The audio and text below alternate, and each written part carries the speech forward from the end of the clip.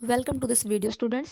कक्षा 8 सरल गणित के चैप्टर क्षेत्रमिति मेंसुरेशन के चलते हैं उन क्वेश्चन पे जो बचे हुए थे 11.4 के क्वेश्चन नंबर 11 और 14 पे। ठीक है, चलिए इन दोनों क्वेश्चन को देख लेते हैं। तो ये रहा आपका क्वेश्चन नंबर 14, जिसमें क्या दिया हुआ है, 42 सेंटीमीटर व्यास वाला और 50 सेंटीमीटर ऊंचाई वाला एक बेलनाकार बाल्टी पानी से भरी हुई है ना। तो व्यास आपने लिख लिया 42 सेंटीमीटर। तो अभी आप इसकी ऊंचाई देख लो, जो दे रखा है 50 सेंटीमीटर, और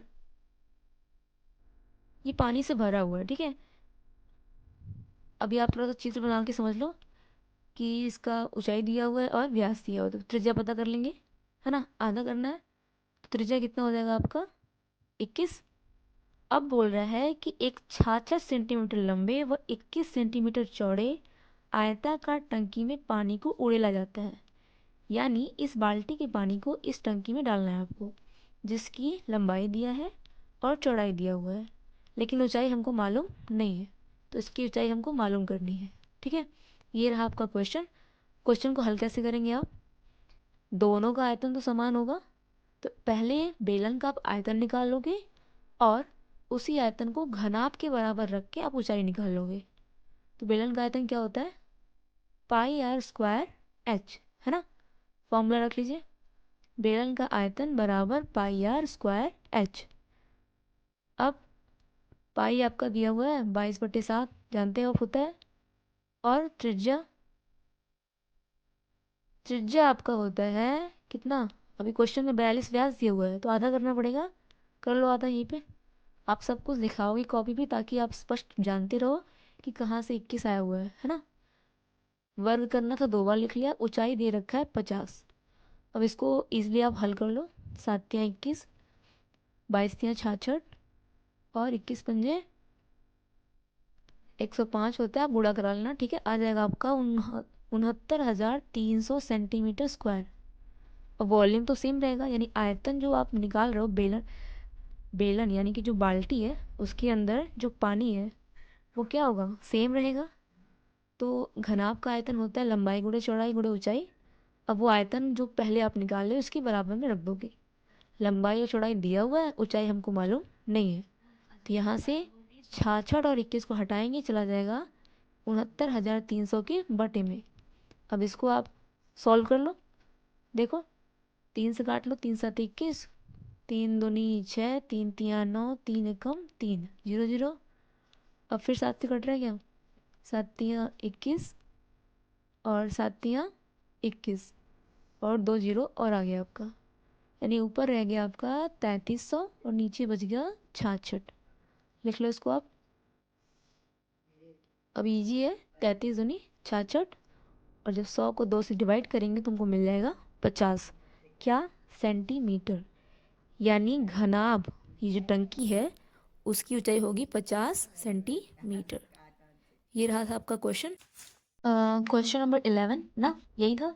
10 मीटर आंतरिक त्रिज्या, 14 मीटर गहरा कुआं। ठीक है, कुआं, इसका जो आंतरिक त्रिज्या है अंदर वाला ना, कुआं क्या रहेगा, अंदर से खोखला रहेगा। तो जो आंतरिक त्रिज्या है, सपोज दिस इज द आंतरिक त्रिज्या, मतलब जो आंतरिक त्रिज्या है आपका R1 कितना है, बोला है 10 मीटर। ठीक है, इसकी ऊंचाई बोला है 14 मीटर। ये सारा कुछ लिख लिया आपने। अब बोला है कि खोदा गया, बाहर निकाला गया, क्या निकाला जाएगा, मिट्टी ही। उसी मिट्टी से 5 मीटर चौड़ा चबूतरा बना रहा है और उसके चारों तरफ फैला रहा है। तो चबूतरा देखो ऐसा कुछ बन रहा है,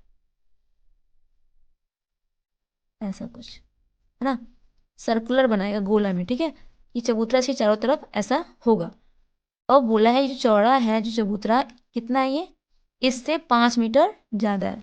पहले से ये कितना था, अंदर 10 था, अंदरूनी, है ना, ये 10 था और ये बाहर से कितना है, 5 और है।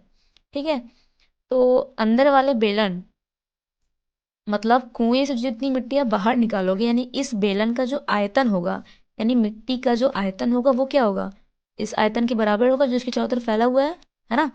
तो चलो उसकी हेल्प से कुछ करते हैं। सबसे पहले हम क्या कर लेंगे, इस बेलन का आयतन निकाल लेंगे। तो अभी आप जानते हो कि बेलन का आयतन क्या होता है। बेलन नहीं लिखेंगे, कुआं लिखेंगे, क्योंकि अब कुआं कुएं को हल कर रहे हो तो कुआं का आयतन कितना होता है, बेलन का आयतन पता है, 2 पाई r² h, यही होता है। सारा का वैल्यू यहाँ पे रख लो, यही होता है, 2 नहीं रहता इसमें, ठीक है। πr² h, तो अभी हम पाई को नहीं लिख रहे हैं 22/7, क्योंकि आगे जाके ये माइनस होने वाला है यानी कटने वाला है। तो पाई को एज इट पाई रख दिया। आर त्रिज्या कितना रखेंगे, 10 मीटर, यानी कि 10 का क्या कर लेंगे, वर्ग करना है स्क्वायर। हाइट कितना दिया है, 14 मीटर, इसको हल कर लो। ये पाई हो गया, 10 का वर्ग 100 आता है, और जब 14 में 100 का गुणा कराएंगे तो मिल जाएगा 1400, और ये पाई पीछे पाई लगा दो, ये क्यूब में मिलेगा, घन में मिलेगा, यानी मीटर घन। ठीक है, ये हो गया आपका कुएं का आयतन। कुएं का आयतन क्या होगा, मिट्टी के आयतन के बराबर होगा। कुएं, देखा ना, कुएं का आयतन क्या होगा, मिट्टी के आयतन के बराबर, क्योंकि उसी में से निकला हुआ है ना। ठीक है, तो अभी देखो आप, इसी मिट्टी को आप इसके चारों तरफ फैला रहे हो ना, तो अभी जो बेलन नया दिख रहा है आपको, ये जो नया बेलन आपको दिख रहा है, इसी का आपको बोला है हाइट निकालो। तो ये बेलन यहाँ से चालू होगा, यानी अंदर तो कुआं है आपका, ये आपका खोखला बेलन रहेगा। जैसे आप स्टील के पाइप का निकालते हो तो बाहर का निकाल के अंदर को माइनस कर देते हो ना, तो वैसे ही इस बेलन का निकालने के लिए हमें इस वाले बेलन में से, यानी जो बाहर चबूतरा है उसके बेलन में से हमें अंदर वाले कुएं के बेलन को क्या करना होगा, माइनस करना होगा। तब हमारा इस चबूतरे का क्या निकल जाएगा, आयतन। समझ रहे हैं, इस तरीके से तो कुछ करना है, ठीक है। चलो कर लो, लिख लो, चबूतरे का आयतन कितना हो जाएगा। सिर्फ बाहर वाले का निकालने के लिए क्या करना होगा, हमें बाहर नहीं, हाँ, बाहर वाले बेलन में से अंदर वाले बेलन को माइनस करना होगा। यानी कि जो फॉर्मूला है आपका πr² h माइनस πr²h, ठीक है। तो अभी देखो ये R1 था, अभी ये R2, अभी R1 आपका 10 मीटर था। अब बताओ इसकी त्रिज्या कितनी हो जाएगी, 10 + 5, है ना। यानी बाहरी, लिख लो, बाहरी बेलन या चबूतरे का आयतन, आयतन नहीं, त्रिज्या, ये हो जाएगा आपका 10 + 5 यानी 15 मीटर। ठीक है, ये आपका 15 मीटर हो जाएगा त्रिज्या। तो अभी माइनस किस में करते हैं, बड़े में से छोटे को माइनस करते हैं, यानी R2 माइनस R1 करना होगा, यही अंतर रहेगा। अब ये आयतन आपको मालूम है, यही है ना आयतन आपका, क्योंकि चबूतरे का आयतन कितना होगा, मिट्टी के आयतन के बराबर, वही आपका जो होगा कुएं के आयतन के बराबर। यानी चबूतरे के आयतन की जगह पे आप क्या रख सकते हो, 1400 पाई रख सकते हो, ठीक है। इधर दोनों में से पाई और एच कॉमन है, बाहर निकाल लेते हैं। अंदर क्या बच जाएगा, R2 का स्क्वायर माइनस R1 का स्क्वायर, ठीक है। अब देखो पाई इधर भी है, पाई इधर भी है, इसे कैंसिल कर लो।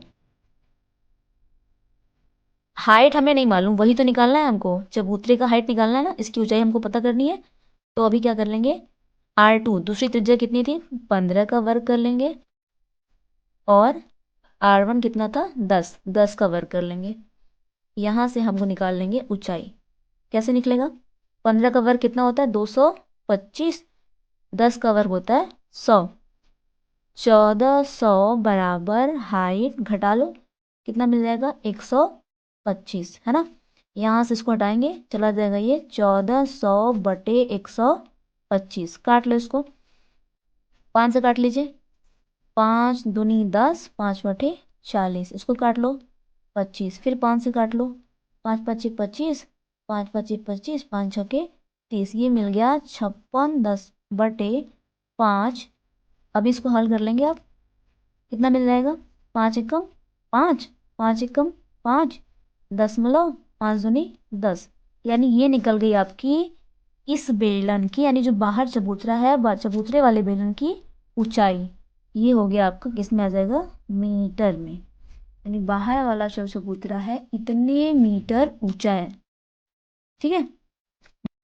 ये आपका क्वेश्चन नंबर 11 था, है ना, ये आपका क्वेश्चन नंबर 11 था। ये दो क्वेश्चन बचे थे, 11 और 14, 14 पहले सॉल्व कर लिया, 11 अभी कर लिया, ठीक है। तो ये एक्सरसाइज आपका पूरा हो गया, इसके बाद आपका क्षेत्रमिति समाप्त हो गया। अब आगे कुछ जो फॉर्मूले दिए इसको आप फेयर कॉपी में अच्छे से लिख लेना, ये सब बहुत इंपॉर्टेंट, इसको लर्न कर लेंगे, ठीक है। आगे आपको पढ़ना है डाटा हैंडलिंग, बार ग्राफ वगैरह पाई चार्ट वगैरह मेंशन करके रखा हुआ है। इसको हम लोग आगे की वीडियोस में देख सकते हैं। ठीक है, तब तक के लिए आप पढ़ते रहिए।